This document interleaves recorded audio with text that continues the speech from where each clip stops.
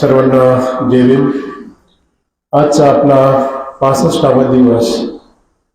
बुद्ध आणि त्याचा धम्म या पवित्र ग्रंथाचं वाचन, विश्लेषण, समीक्षण आपण ह्या ठिकाणी मागच्या 65 दिवसापासून करीत आहोत. आणि आपण आता चतुर्थ खंडाच्या तिसऱ्या भागाकडे आहोत, ज्याच्यामध्ये तथागत गौतम बुद्धांनी जे काही चांगल्यात चांगलं आहे, जी बुद्धाची शिकवण आहे अत्यंत महत्वाची, ती बुद्धाची वाणी ह्या प्रकरणामध्ये आलेली आहे.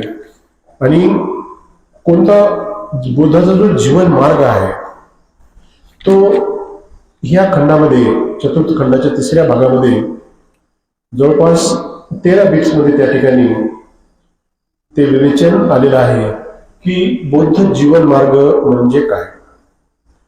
आपण आतापर्यंत सगळ्या जे काही अंडरस्टँडिंग होत्या माणसाच्या मनामध्ये, शंका कुशंका जे काही होत्या, त्या तथागत गौतम बुद्धांनी अतिशय क्लिअर कट इंडिकेट केल्या. आणि माणसं का दुःखी आहे आणि माणसाच्या दुःखाचं निवारण काय असायला पाहिजे याचं ते अंतिम रूप तेव्हा देतात जेव्हा त्यांना बोधी प्राप्त होते. बोधी वृक्षाच्या झाडाखाली त्या ठिकाणी जेव्हा ध्यान धारणेला बसतात, चौथ्या आठवड्याच्या शेवटी त्यांना ते स्वप्न पडतात आणि त्यांना ती अनुभूती येते की या जगामध्ये दुःखाचं कारण काय आहे. आणि अशा पद्धतीनं जेव्हा तथागत गौतम बुद्धांना कळते, सगळ्या गोष्टीचे विवरण त्यांनी त्या ठिकाणी आयुष्याच्या गणितांमध्ये, जसे लोक दैनंदिन कौटुंबिक जीवनामध्ये वागत असतात, हे तथागत गौतम बुद्धांना तेव्हा सुद्धा कळलं होतं. कारण प्रत्येक तपश्चर्या ह्या तथागत गौतम बुद्धांनी आत्मसात करून बघितल्या होत्या. कारण तथागत गौतम बुद्ध एक राजकुमार, श्रीमंत घराण्याचा राजकुमार, शुद्धोधन राजा, महामायेच्या उदरी जन्माला आलेला आणि हजारो एकर नांगर एट द टाइम चालतील अशा पद्धतीची शेती, कास्तकार, क्षत्रिय कुळातला असणारा, शाक्य कुळातला असणारा हा युवक, त्याचं मन संसारिक जीवनामध्ये रमत नाही. आणि जेव्हा त्यांना अशी कोणीची भविष्यवाणी ही सत्वायला लागते, तेव्हा वडिलाचं एक कर्तव्य म्हणून वयाच्या 8व्या वर्षापासून त्यांना जे जे प्रशिक्षण देता येईल ते प्रशिक्षण बाप या नात्यानं शुद्धोधन राजा हा सिद्धार्थाला देत असतो. आणि बघितलं आपण की देत असताना, कारण याच्यामध्ये मुख्य जो गाभा आहे, माणसाचं जीवन, माणसानं कशा पद्धतीने जगायचं याचा तो सारांश आलेला आहे बघा. कारण शेवटी माणूस जिथं जन्म आहे तिथं मृत्यू हे अंतिम सत्य आहे. परंतु मृत्यू हे लोकांना असं समजतात की मला कुठल्याच गोष्टीला हे मरण येणार नाही, मी अजरामर आहे, म्हणून मदमस्त हत्तीसारखे लोक हे जीवन जगायला लागतात. आणि हे जीवन जगत असताना तथागत गौतम बुद्धांना सुद्धा बोधी प्राप्त झाल्यानंतर गौतम बुद्धाची मनस्थिती राहत नाही की हे ज्ञान मी लोकांना सांगू अथवा नको सांगू. कारण खूप मोठ्या विवेचनेमध्ये त्या ठिकाणी ते पडतात की कारण त्यांना कळून चुकलेलं असते की जगामध्ये ही वाईटांची संख्या जास्त आहे आणि मी जे सांगतोय हे सज्ञान अज्ञानी माणसाला संज्ञान करण्यासाठी सांगतोय. परंतु चांगल्याचं अनुकरण करणारे लोक नखावर जेवढी माती आहे तेवढेच ठेवता येईल, जेवढी नखावरची माती असते तेवढेच ते जगातले चांगले लोक असतात. त्या पद्धतीचे उदाहरण आपण बघितलं. शाक्य लोकांशी जेव्हा चर्चा करत असतात तथागत गौतम बुद्ध की ह्या पृथ्वी तलावरती वाईट आचरण करणारे, वाईट मार्ग लवकर अनुसरण करणाऱ्याची संख्या जास्त आहे. त्यांना शाक्यांना समजून सांगतात की हातामध्ये पाणी घेतात झाडाची आणि त्यांना प्रश्न विचारतात की माझ्या हातातली पाणी जास्त आहे की झाडावरची पाणी जास्त आहे. सर्व शाक्य भिक्खूगण सांगतो की तथागत ही झाडावरची पाणी जास्तीची आहे आणि अशाच पद्धतीची संख्या ही वाईटांची जास्त आहे. चांगलं न ऐकणाऱ्याची आहे. आणि आपण प्रॅक्टिकली बघतो, आपलं वसमत शहरामध्ये एवढ्या ठिकाणी ग्रंथ सुरू आहे, परंतु उपस्थितांची संख्या किती आहे? नखावर माती ठेवण्याएवढीच, किंवा हातात पाण्याचे तथागत गौतम बुद्ध घेऊन सांगतात त्यांना की चांगल्यांची संख्या किती आहे आणि वाईटांची संख्या किती आहे, किंवा चांगलं म्हणजे लवकर आत्मसात न करणाऱ्याची संख्या किती आहे, तर ही आमाप आहे. तिसरं उदाहरण देऊन सांगतात की माणिक मोत्याची संख्या जास्त आहे की दगड धोंड्यांची संख्या असते. कारण ह्या पृथ्वी तलावर जर दगड असताना दगड धोंड्यांची संख्या शहराच्या 80 लोकांची संख्या सगळ्यात जास्त आहे. म्हणून आपण हे प्रकरण शोधत असताना बुद्धांचा जीवन मार्ग कोणता, हे म्हणजे ज्या पद्धतीनं एखादी गाय असते तिला आपण चारा टाकतो, चारा टाकल्याच्या नंतर तिला जेव्हा पाला होतो तेव्हा तिचं दूध काढल्याच्या नंतर तिला गरम करतो, साय वेगळी करतो, लोणी तयार करतो आणि लोणीचं ते दूध तयार करतो. म्हणजे ह्या प्रक्रियेतून जे त्याचं पंचगव्य असते, त्याचं गोमूत्र असो, शेण असो, त्याची स्वच्छता असो आणि त्याचं चारा पाणी असो, ह्या शुद्धीकरणातून अंतिम जे उद्दिष्ट असते, अंतिम जे सार असतो, म्हणजे तुपाचं कसं सगळ्यात सर्वश्रेष्ठ खाद्य कोणतं आहे? तुपाचं. त्याच्यापेक्षा सर्वश्रेष्ठ कुठलंच खाद्य नाहीये. आणि अशा पद्धतीचा जो हा सार आहे बुद्ध जीवनाचा मार्ग, याच्यामध्ये तथागत गौतम बुद्ध सांगतात की कुशल, अकुशल आणि पाप पुण्य, हाच तथागत गौतम बुद्धाचा म्हणजे सन्मार्गाचा मार्ग आहे.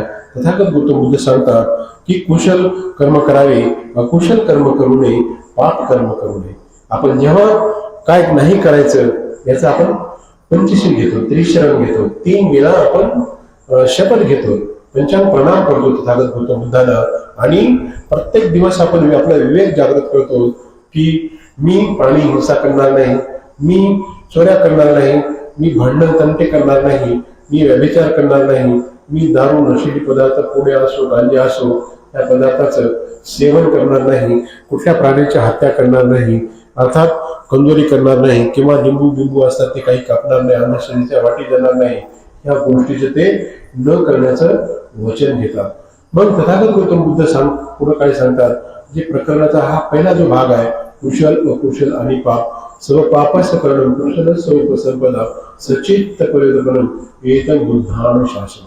म्हणजे बुद्धाचं शासन काय सांगते की तुम्ही जीवन जगत असताना अकुशल कर्म करायचे नाही, कुशल कर्म करत राहायचे आणि चांगल्या कार्याचं संपादित करायचं, आणि अशा पद्धतीनं आपण जीवन जगायचं. मग अकुशल कर्म कोणते? अकुशल कर्म आपल्या हातामधून कोणत्या पद्धतीने करतात? ही जी शरीर आहे, या शरीराचे जे याला आपण काया म्हणतो, शरीराने जे कार्य घडते, तर कोणतं कार्य करते? आता या हाताने काही कार्य करायचं असेल तर कोणाला मारू शकतो आणि कोणाला हात सुद्धा जोडू शकतो. म्हणजे हात जोडणे हे कुशल कार्य आहे, आणि ठाके देणे किंवा मारामारी करणे हे अकुशल आहे. आणि अशा पद्धतीचं तथागत गौतम बुद्ध सांगतात की याच हातानं आपण कोणाचे बावटा मारतो किंवा चोरी करतो, किंवा एखाद्याची मालमत्ता त्याच्या परवानगी विना आपण हबळण्याचा प्रयत्न करतो.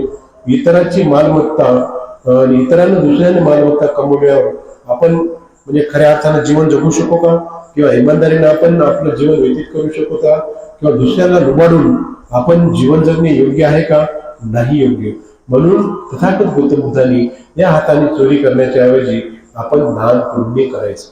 आपला जो संपत्तीचा 30वा भाग आहे, तथागत गौतम बुद्धांनी सांगितला की हा समाजासाठी, गोरगरिबांसाठी, दलितांसाठी वापरायचा.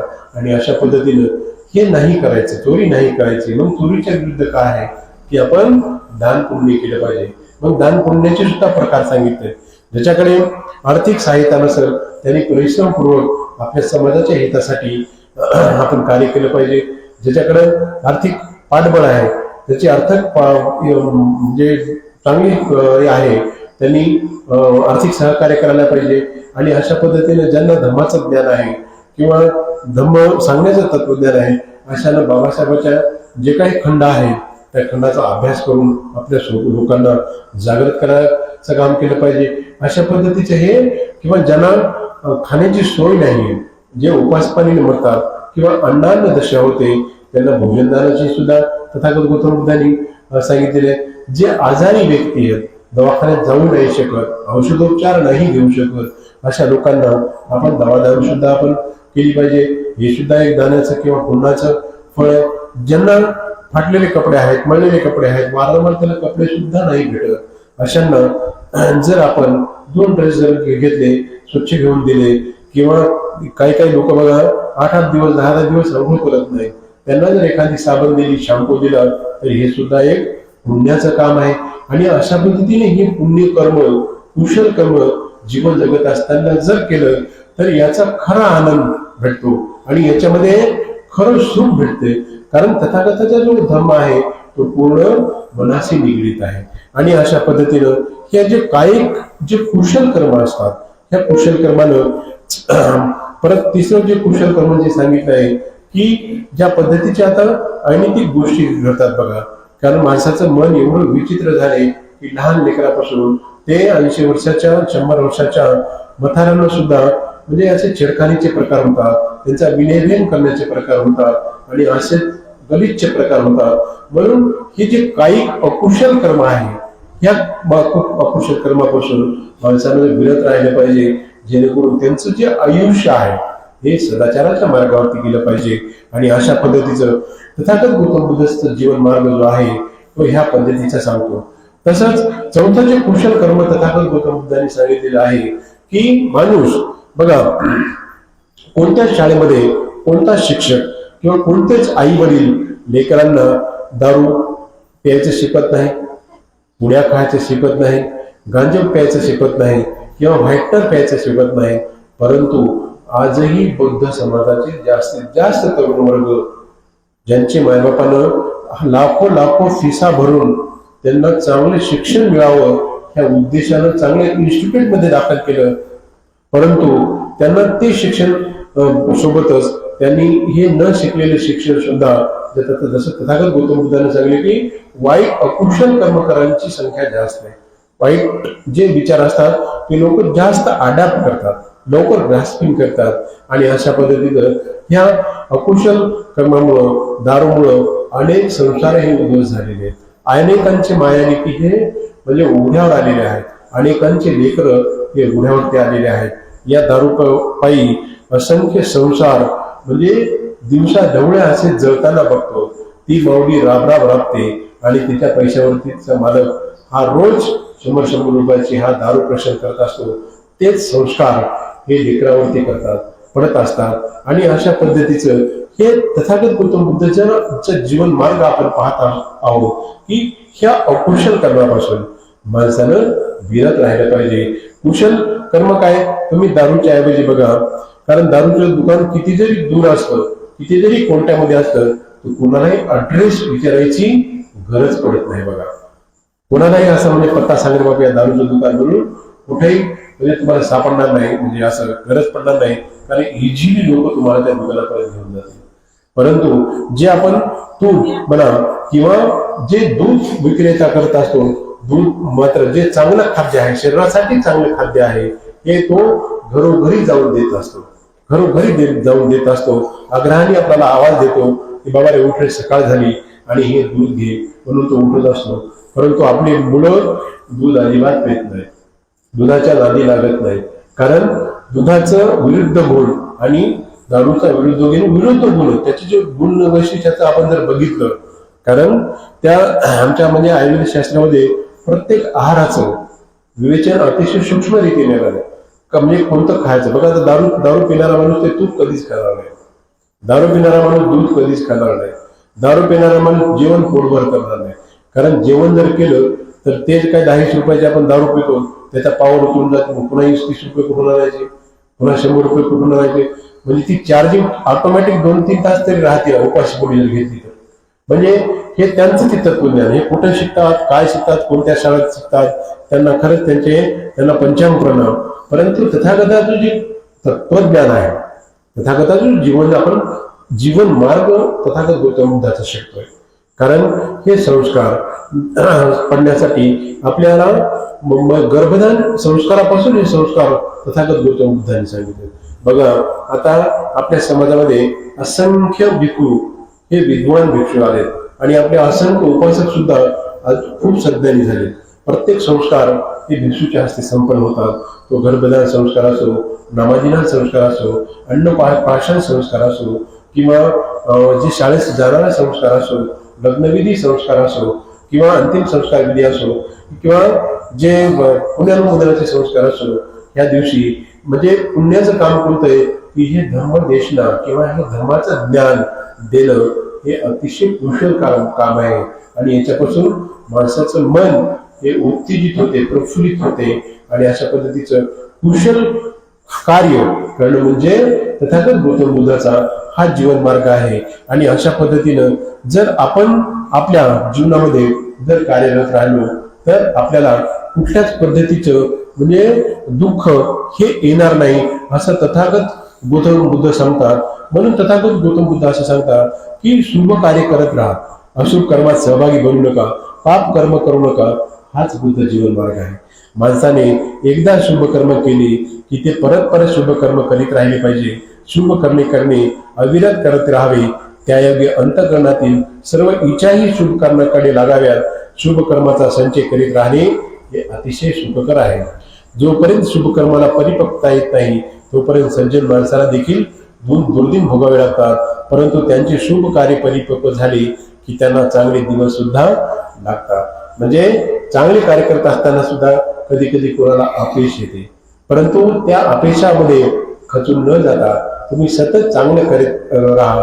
तुम्हाला एक दिवस नक्कीच असा येईल की तुमच्या जीवनामध्ये हे महामंगल किंवा तुमचं जीवन हे मंगल झाल्यासारखं राहणार नाही.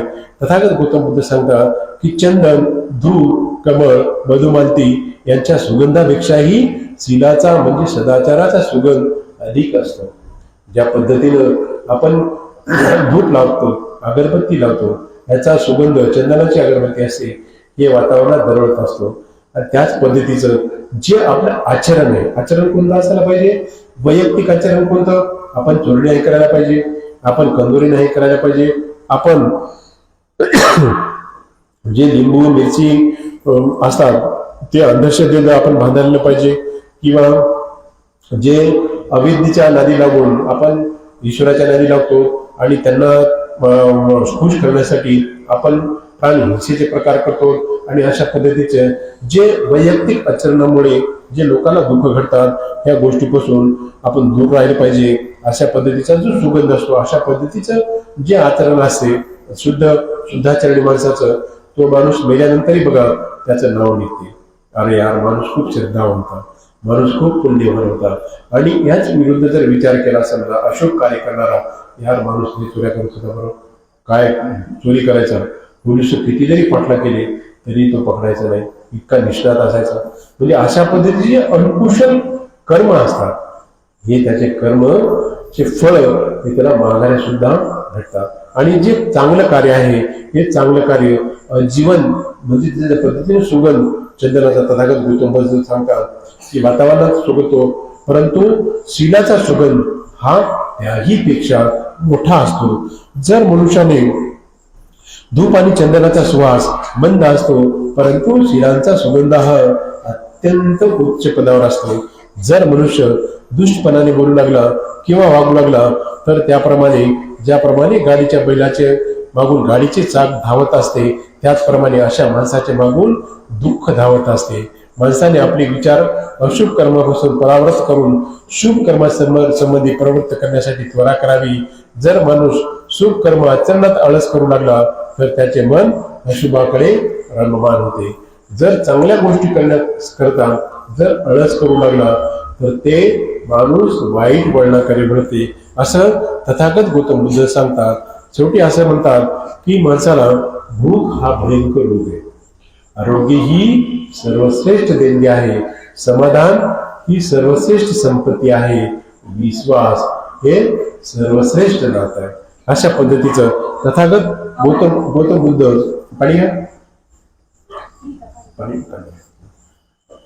अशा पद्धतीचं तथागत गौतम बुद्ध हे सांगत असतात की माणसाला बघा आता सगळ्या गोष्टीचं तथागत गौतम बुद्धांनी आपल्याला ज्ञान दिलेले आणि सगळ्यात भयानक रोग कोणता सांगितलाय?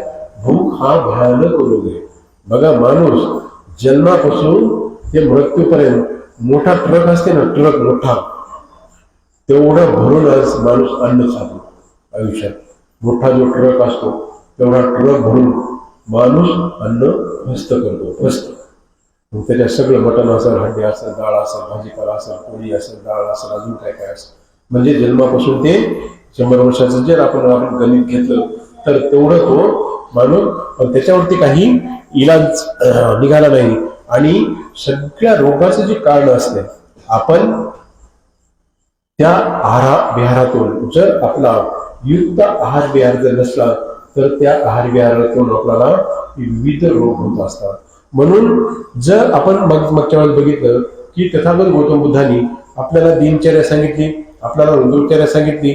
वयाच्या 8व्या वर्षापासून जेव्हा महानमा आणि हे आलारकमान जेव्हा ध्यान धारणा शिकतो आणि ज्या पद्धतीने नंतर तो शेतावर गेल्याच्या नंतर पद्मासन घालून ताट मान करून बसत असताना ज्या पद्धतीने तो आंतरिक इंद्रियाचं तो परीक्षण करत असतो.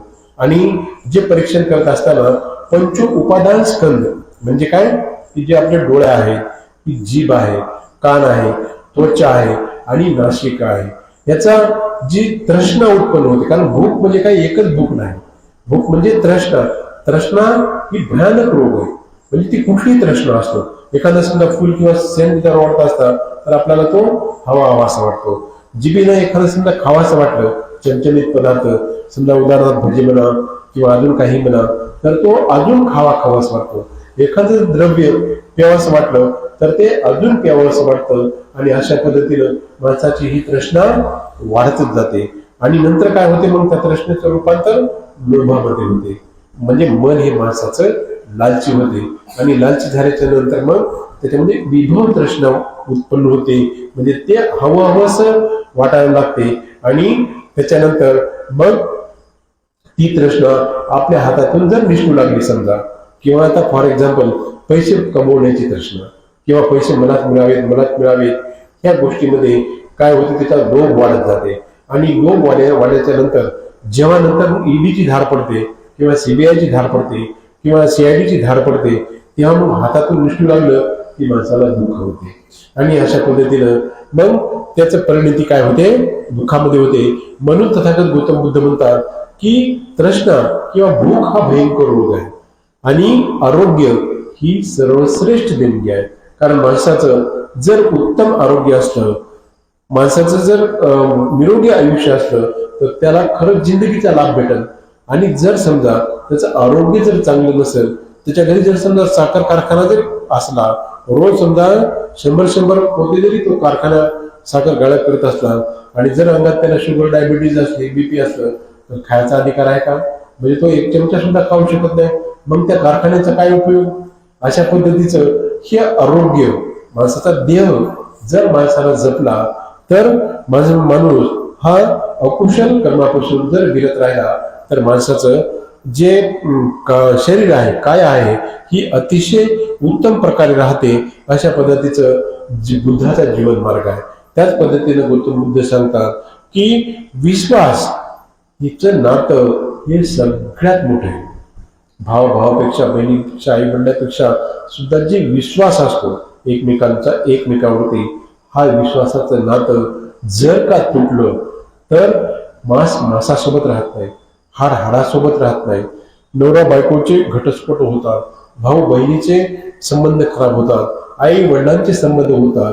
आणि अशा पद्धतीनं जी समाधानाची संपत्ती तथागत गौतम बुद्धांनी सांगितलेलं आहे, हे पारिवारिक समाधान त्या कुटुंबाला लाभत नाही. तथागत गौतम बुद्ध काय सांगतात की समाधान ही सगळ्यात मोठी संपत्ती, त्याच्या एवढी संपत्ती जगामध्ये कुठलीच नाही.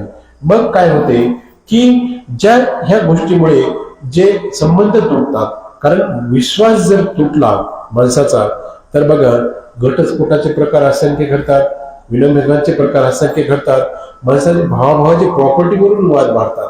किंवा एखादा जर दुकानदार असला, एखादा जरी रुपया कमी जमी झाला तर असंख्य भांडणं हे रोडवर आपण करोडोपतीची बघितली मागच्या महिन्यामध्ये. बघा करोडोची जायदाद जळमळता जळणार, परंतु आई बहिणीवरती सगळ्या परिवारावरती म्हणजे असंख्य शिवीगाळ करणारे आपण महाभाग बघितले.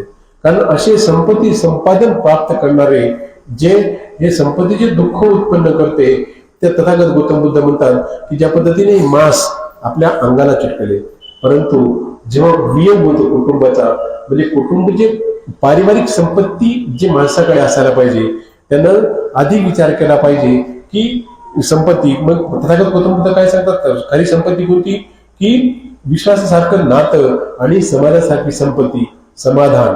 मग समाधान कोणतं असायला पाहिजे, आपलं कुटुंब एकत्रित आहे का, आपली मुलं एकत्रित आहेत का, मुलांच्या सुना एकत्रित आहेत का, मुलं आपले नातू एकत्रित आहेत का, आई वडील एकत्रित कुटुंब पद्धती आहेत का, ते एकत्रित जेवण करतात का, एकत्रित गप्पा गोष्टी करतात का, एकमेकाचा आदर करतात का, एकमेकाचा सन्मान करतात का, एकमेकाचा अपमान करतात का, ह्या गोष्टीचं ज्ञान, ह्या गोष्टीचं विवेचन हे प्रत्येक कुटुंबाने केलं पाहिजे.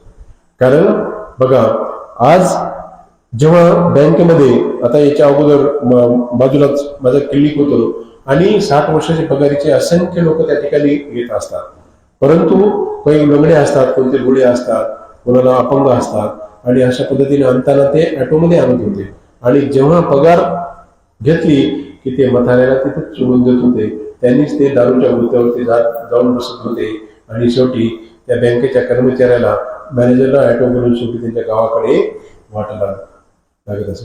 म्हणजे असे अवलाद जिथं पैदा असते तिथं खरं सुख असेल का?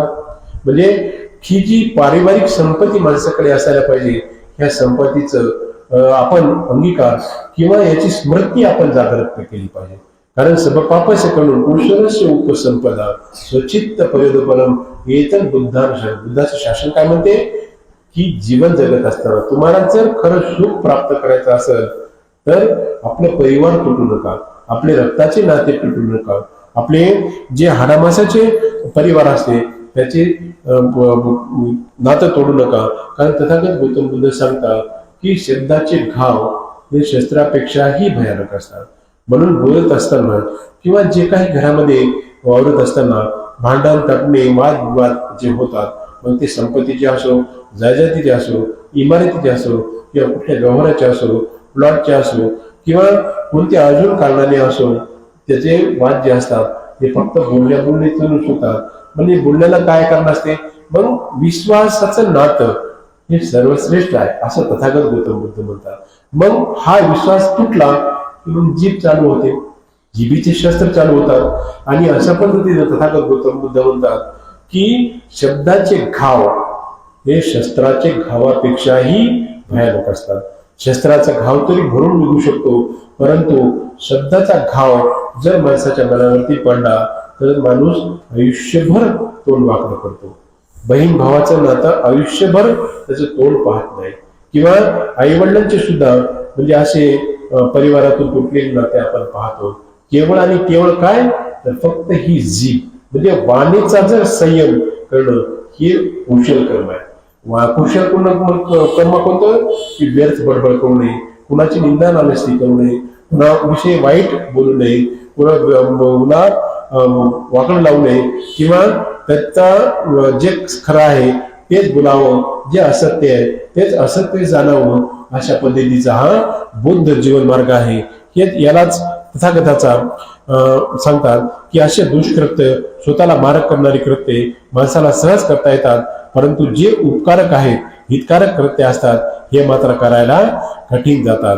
कारण माणसाला दुसऱ्याच्या डोळ्यात कुशल दिसते, परंतु स्वतः जे कुशल कार्य असते अशा पद्धतीचं मुसळ हे दिसत नाही असं तथागत गौतम बुद्ध सांगतात. ज्याप्रमाणे वृक्षाला वेढणारी लता वृक्षाला खाली ओढते, त्याचप्रमाणे ते ज्याच्या अंगी अतिशय दुष्टपणा असतो तो त्याच्या शत्रूलाही आनंद वाटावा अशा अधोगतीला नेऊन पोहोचत असतो. म्हणून तथागत गौतम बुद्ध सांगतात की ह्या गोष्टी ज्या असतात ह्या माणसाला राग उत्पन्न करणाऱ्या, मोह उत्पन्न करणाऱ्या या गोष्टीपासून माणसानं दूर राहिलं पाहिजे. आणि हाच तथागत गौतम बुद्धाचा जीवन मार्ग आहे. म्हणून लोभ तृष्णा याच्या आहारी जाऊ नका, त्याच्या आहारी न जाणे हा बौद्ध जीवन मार्ग आहे. लोभातून दुःख उत्पन्न होते, लोभातून भय उत्पन्न होते. तृष्णेपासून पूर्णपणे विमुक्त झाल्याने दुःख आणि भय यापासून मुक्तता लाभते. जो जीवनाचे खरे ध्येय विसरून कामभोगाच्या मागे लागतो आणि अहंकारी बनतो, तो ध्यान चित्तात फार काळ व्यतीत करणारा त्याचा द्वेष करू लागतो. जवळची कुठलीही वस्तू हरवली तर दुःख वाटते. म्हणून माणसाने अशा संबंधी आसक्ती ठेवू नये. ज्यांनी कोणतेही अतिप्रिय अथवा द्वेष करण्याजोगे वाटत नाही त्यांना कोणतीही बंधे नसतात. तृष्णेतून दुःख उत्पन्न होते, तृष्णेतून भय उत्पन्न होते आणि तृष्णेतून पूर्णपणे विमुक्त झालेले दुःख आणि भय सुद्धा यापासून माणसाला मुक्तता मिळते. म्हणून कुठल्याही गोष्टीमध्ये आसक्ती असू नये. म्हणून जेव्हा आपण दुःखाची 12 कारणे बघितले बघा, जरा बी दुःखा, व्याधी बी दुःखा, मरण बी दुःखा, प्रिय व्यक्ती बी दुःखा, प्रिय व्यक्ती बी दुःखा. म्हणजे घरात किती जरी प्रिय व्यक्ती असतात तर त्याला सुद्धा हे मरण येणारच आहे असं तथागत गौतम बुद्ध सांगतात. किंवा अप्रिय व्यक्ती जरी असतात त्याला सुद्धा मृत्यू हा अटळच आहे. त्याच्यामुळे सुद्धा माणसं हे दुःखी होतात. म्हणून ही जी तृष्णा आहे किंवा आपल्या हातातून सुटू नये, आपलं जाऊ नये, आपल्याला मरणच येऊ नये किंवा आपल्याला कुठल्याच प्रकारचं दुःख उत्पन्न होईल असं जर वाटत असेल तर आपण या तृष्णेपासून विरत राहिले पाहिजे. म्हणून कोणालाही क्लेश देऊ नये व दुसऱ्या संबंधी द्वेष भावना बाळगू नये. हाच बौद्ध जीवन मार्ग आहे. कोणाची निंदा न करणे, कोणालाही क्लेश न देणे, प्रति मोक्षाच्या नियमाचे पालन करणे हा बुद्धाचा उद्देश आहे. जो अभाव वस्त्र परिधान केल्यामुळे स्तब्ध, शांत, संयम आणि शुद्धाचरणे आहे तो दुसऱ्याचे दोष काढत बसत नाही. तो खरोखरच श्रमनाथा अथवा भिक्खू होय. चापकाचा फटकाराही अंगाला लागू नये. जसा जसा तेजस्वी घोडा काळजी घेतो त्याचप्रमाणे या जगात आपल्याला दुसऱ्याचा शब्द लागू नये. म्हणून असे आपले आचरण असावे. लज्जेने संयम करणारा असा या जगात एकतरी मनुष्य आहे काय?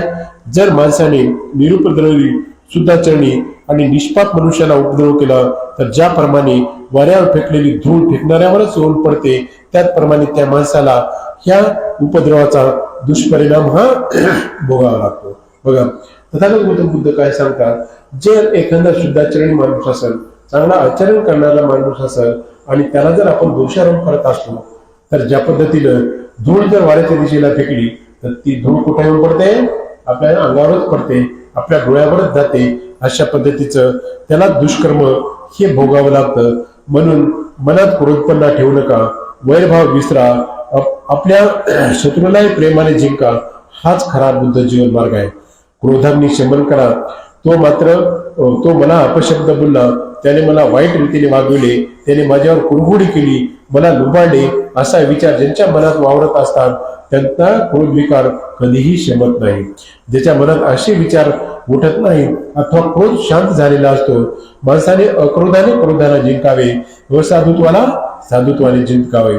वाढत्या क्रोधाला जो भडकलेल्या रथापराने थांबून धरतो त्यालाच मी खरा सारथी मानतो. बाकीचे नुसते बघा लगन धर्माने असतात. म्हणून क्रोधाला कधीच क्रोधानं जिंकता येत नाही, वैरानं वैराला कधीच जिंकता येत नाही. जर वैरावर आपल्याला मात करायची असेल तर त्याला आपण प्रेमानं किंवा शांततेनेच आपण ते कार्य करू शकतो, ज्यामुळे वैर वाढते. पराजित मनुष्य दुःखात मग्न होऊन बसतो, परंतु ज्याला कल्पनेचा त्याग केलेला आहे असा माणूस शांत आणि संयम सुखाने झोप लागतो. म्हणून तथागत गौतम बुद्ध काय सांगतात, कामांगी सारखा अग्नी नाही, द्वेषासारखं दुर्दैव नाही, उपादान स्कंदासारखं दुःख नाही आणि निर्वाणासारखं सुख नाही. वैराने वैर कधीही शांत होत नाही. जर शांत करायचं असेल तर ते धर्माच्या मार्गाने किंवा धर्मतत्वाच्या अनुष्ठानानेच आपण त्यावरती वैरावरती मात करू शकतो. आणि म्हणून माणसाचं मन जसं घडवते तसा माणूस हा घडत असतो. बघा तथागत गौतम बुद्ध काय सांगतात, मनोपुब्बम गमा धर्मा मनुष्यठा मनोमया, मन साचे प्रसन्नेन भासती वा करोती वा, ततोन सुख मनवती वहती. म्हणजे सावलीप्रमाणे ज्या पद्धतीनं सावली माणसाची कधीच सोडत नाही त्या पद्धतीचं सुख हे त्याच्या पाठीमाग सतत आणि सतत हे अविरत असतो. माणसाचे सर्व व्यवहाराचे उगमस्थान मन आहे. त्याचे सर्व व्यवहार हे फक्त मन प्रधान आहेत. मनुष्य जर शुद्ध चित्ताने बोलला किंवा वागला तर कधी न सोडणारी मनुष्याची छाया ज्याप्रमाणे त्याच्या बरोबर असते त्याचप्रमाणे सुख हे सदोतीत त्याच्या बरोबर राहते. हाच बुद्धाचा जीवन मार्ग आहे. सर्वात अतिशय वाईट कलंक म्हणजे अविद्येचा कलंक. ह्या कलंकेचा त्याग करा आणि निष्कलंक व्हा. लोखंडापासून निघणारा गंज ज्याप्रमाणे लोखंडातून जन्मास येऊन लोखंडाचा नाश करतो, त्याचप्रमाणे पापी माणसाचं कर्म त्याला दुर्गतीकडे नेत असतात. बघा, लोखंड किती जरी स्ट्रॉंग असतं तर त्याला जे घाम येतोय त्याच्यापासूनच त्याचं गंज धरलं की त्याचं ते नुकसान होते. म्हणून अशा वाईट माणसाचे कर्म, हेच कर्म त्याला दुष्कर्माकडे नेतात किंवा त्याचा ते विनाशाकडे घेऊन जातात. जो मनुष्य कावळ्यासारखा निर्लज्ज आहे, उचापती करणारा आहे, अपमान करणारा आहे, बेचूट आहे, नीच आहे, अशा माणसाचा जीवन जगणं हे फार सोपं आहे. परंतु जो विनम्र आहे, पवित्र आहे, अपवित्र आहे याचा विचार करतो, अनासक्त आहे, शांत आहे, निर्मळ आहे, अशा बुद्धियुक्त माणसाला जीवन जगणं हे कठीण आहे. बघा, थोडक्यात एक छोटंसं उदाहरण देतो की माणसाला घाण करणं खूप सोपं आहे, परंतु ती जर घाण साफ करायची असेल तर त्याला आपण कपडा जर समजा आता घाण करायचा असेल तर इन्स्टंट आपण कुठलीही घाण घेऊन समजा अंगावर टाकतो विदिन सेकंद मध्ये. परंतु तीच जर घाण साफ करायचं असेल तर त्याला गरम पाणी लागते, सोडा लागते, हाताची मेहनत लागते आणि उन्हामध्ये चांगलं वाळावं लागते. म्हणजे बघा, चांगलं जीवन जगणाऱ्याला खूप जीवन कठीण आहे, अतिशय कठीण आहे. कारण ह्या जगामध्ये चांगलं जर राहायचं असेल तर खूप कठोर परिस्थितीतून जावं लागतं. चांगल्या माणसाचं जीवन हे काही सोपं नसते. म्हणून वाईट मार्गाचं जीवन जगत असताना अतिशय सोप्या पद्धतीने जीवन जगता येते असं तथागत गौतम बुद्ध सांगतात. परदोषी सहज दिसतात, परंतु स्वतःचे दोष क्वचितच दिसतात. ज्याप्रमाणे धान्याचे तुस पकडावा त्याप्रमाणे माणूस आपल्या शेजाऱ्याचे दोष पकडत असतो, परंतु ज्याप्रमाणे कपटी, जुगारी, अपयशी फासा लावून ठेवतो त्याप्रमाणे मनुष्य स्वतःचे दोष हे लपित असतो. परंतु जो मनुष्य परदोषच पाहत राहतो आणि स्वतःचे दोष उघडून होत देत नाही, झाले की लगेच चिडतो, त्याचे दोष विकार वाढतात आणि तो त्या विकाराच्या विनाशापासून दूर दूर जात राहतो. बघा, ज्या पद्धतीने आपण दुसऱ्याचे दोष माणसं सारखे काढत राहतात, परंतु स्वतःचं आत्मचिंतन, आत्मविवेचन हे करत नाही. आणि हे जे पद्धतीने जुगारी पत्ते खेळत असताना ते पत्ते लपवून ठेवतो, असं लपवून ठेवतो, त्याच पद्धतीनं त्याच्या मनातील जे अकुशल विकार असतात हे वाढतच जातात आणि नंतर या पापामध्ये तो रममान होतो आणि विनाशाला कारणीभूत होतो. म्हणून तथागत गौतम बुद्ध सांगतात की पापापासून दूर राहा, पुण्य करीत राहा, स्वतःचे विचारही शुद्ध करीत राहा, हीच भगवान बुद्धाची शुद्ध शिकवण आहे. अशा पद्धतीचं हे तथागत गौतम बुद्धाचं तत्वज्ञान सांगते. शेवटचे 5 मिनिट आणि दुसरा मुद्दा सांगतात, जर स्वतःला जर विजय मिळवायचा असेल तर माणसानं परीक्षण केलं पाहिजे. ज्या पद्धतीनं मनुष्य हा स्वतःचा स्वामी आहे, दुसऱ्याचा स्वामी कसा असू शकणार? मनुष्य जेव्हा स्वतःवर संयम करतो तेव्हा त्यांच्यासारखा स्वामी मिळणे कठीण आहे. आपणच पाप करतो आणि आपणच त्यामुळे मलिन होतो, आपणच पापाचा त्याग करतो, आपणच पापाला दूरही करू शकतो. शुद्धी आणि अशुद्धी हा स्वतःवरच अवलंबून असतात. म्हणून कोणी दुसऱ्यात अशुद्ध करू शकत नाही किंवा म्हणून दुसऱ्याला कोणी शुद्धही करू शकत नाही. जर माणसाला स्वतःवर जर प्रेम असेल तर त्याने स्वतःवर दक्षतेने लक्ष दिलं पाहिजे, असं तत्वगत गौतम बुद्ध म्हणतात. ज्या पद्धतीनं समजा एखाद्याच्या डोक्यावर अचानक जर आग लागली तर ते माणूस काय करेल? एकदम म्हणजे दक्षतेने ती आग विझवण्याचा प्रयत्न करेल. ह्याच पद्धतीनं माणसाने जीवन जगत असताना जर दक्ष राहिलं तर माणसातले जे अशुद्ध कर्म आहे, अशुद्ध चित्त आहे, ते माणसाचं हे नष्ट होते. म्हणून माणसानं शुद्ध व्हा, बुद्ध व्हा, असं तथागत गौतम बुद्ध सांगतात. प्रथम स्वतःच्या सन्मानावर स्थापना करायची, उगाच दुसऱ्याला उपदेश बसायचं नाही की बुद्धाचा धर्म किती चांगला आहे, बाबासाहेबांचा धर्म किती चांगला आहे. आणि तर तेच जर स्वतः विरुद्ध गुणाकडे वाढत असेल, कंगोऱ्या करत असेल, लिंबू कापत असेल अंगावर किंवा अजून नवस फेडत असेल, कोणा देवी धर्माला जात असेल आणि एकत्र विसरण पंचशील शुद्ध कपडे वस्त्र परिधान करून म्हणत असेल तर या गोष्टीला काही अर्थ उरत नाही. म्हणून तथागत गौतम बुद्ध सांगतात की प्रथम स्वतःची सन्मार्गावर स्थापना करावी, मग दुसऱ्याला उपदेश करावा. शहाणा माणसाने स्वतःला दोष लागेल असे वर्तन करता कामा नाही. ज्याच्या ठिकाणी भोग विलास नाही, ज्याने इंद्रिय दमन केले नाही, जो खाण्यात नेहमीच तरबेज असतो, जो विश्वासार्ह व बळकट असतो, तो त्याप्रमाणे वज्र काय पर्वतापर्यंत वाऱ्याने उलथून पडत नाही, ज्याप्रमाणे तो पतन पावत नाही. परंतु जो केवळ सुख भोगासाठी आपापलेला आहे, जो असमयी, खादार, आळशी, दुबळा आहे, तो आपल्याच अतताईपणामुळे नाश पावेल. ज्याप्रमाणे वाऱ्याने दुबळे झाड नष्ट होते, म्हणून मनुष्य हा स्वतःचा संरक्षण होतो, त्याला दुसरा कोणी संरक्षण असणार नाही. जो स्वतःचे रक्षण करू शकतो, त्याला स्वतःसारखं दुसरा संरक्षण मिळणे कठीण आहे. बघा, माणूस जीवन जगत असताना माणसानं जर स्वतःवरच विजय संपादन केला, माणसा इतका कोणीच स्वतःचा डॉक्टर नाही, किंवा कोणीच माणसाचा स्वतःचा आरोग्य स्वतःपेक्षा कोणीच मोठा नाही, असं तथागत गौतम बुद्ध सांगतात.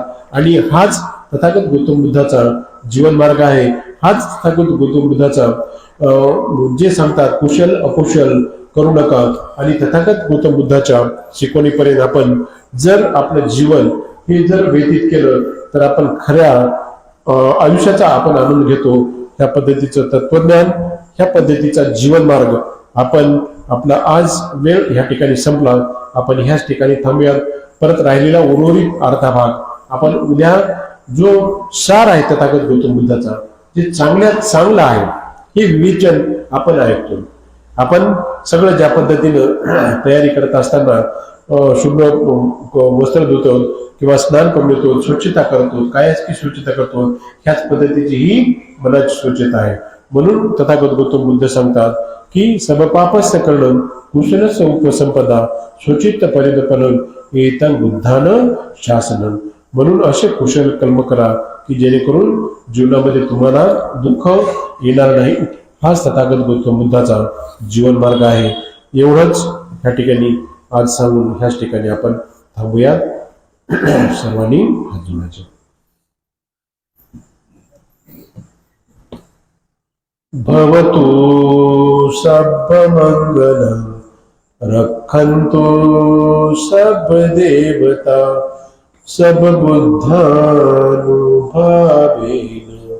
सदा शान्ति भवन्तु ते. भवतु सर्वमंगलं रक्षन्तु सर्वदेवता सर्वधर्मानुभावेन